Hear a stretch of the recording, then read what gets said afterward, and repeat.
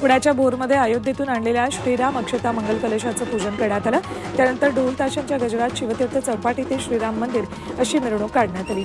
यावेळी समर्थ रामदास स्वामींच्या पादुकांचंही पूजन करून मिरवणूक काढण्यात आली। दर्शनासाठी भाविकांनी मोठी गर्दी केली।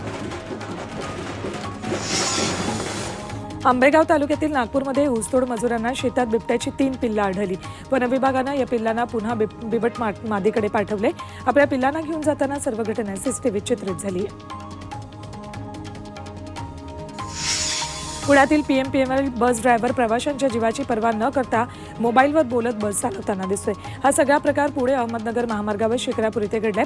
एका हातात बसचं स्टीअरिंग तर दुसऱ्या हातात मोबाईल, अशा परिस्थितीत चालक बस चालवतोय। बस चालकाच्या या वर्तनामुळे प्रवासी भयभीत झाले होते। नागपुरातील सोलार एक्सप्लोसिव्ह कंपनीतील स्फोट प्रकरणी गुन्हा दाखल करण्यात आला है। नागपुरच्या अमृत नोनी आर्थो प्लस ये एक प्रूवन फॉर्मूला है। इसमें मौजूद नोनी फल के गुण और आयुर्वेदिक जड़ी बूटियां शरीर को जरूरी पोषक तत्व देने के साथ साथ हड्डियों और जोड़ों के घिसने, उनमें होने वाले सूजन और दर्द को रोकने में मदद करता है। दर्द मुक्त जीवन के लिए अमृत नोनी आर्थो प्लस। नाळे पोलीस स्टेशनमध्ये अज्ञात व्यक्तीविरोधात सदोष मनुष्यवधाचा गुन्हा दाखल केलाय।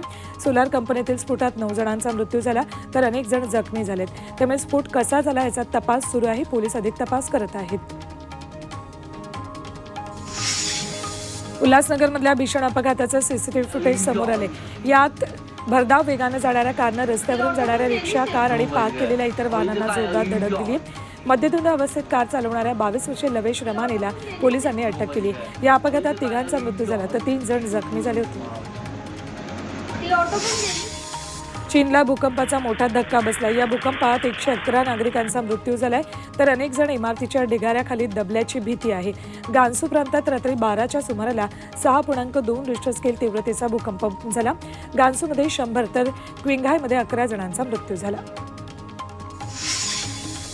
पुण्यातील वैशाली हॉटेलच्या मालक निकिता शेट्टी यांच्या पतीसह बँक अधिकाऱ्यांचा अटकपूर्व जामीन कोर्टानं फेटाळलाय। जगन्नाथ शेट्टी आणि निकिता शेट्टी यांच्या बनावट सह्या, कोरे धनादेश आणि कागदपत्रांच्या आधारे 5 कोटींचं कर्ज काढून आर्थिक फसवणूक केली। या प्रकरणी विश्वजित जाधव आणि राजेश चौधरी, रवी परदेशी यांच्या विरोधात गुन्हा दाखल केलाय।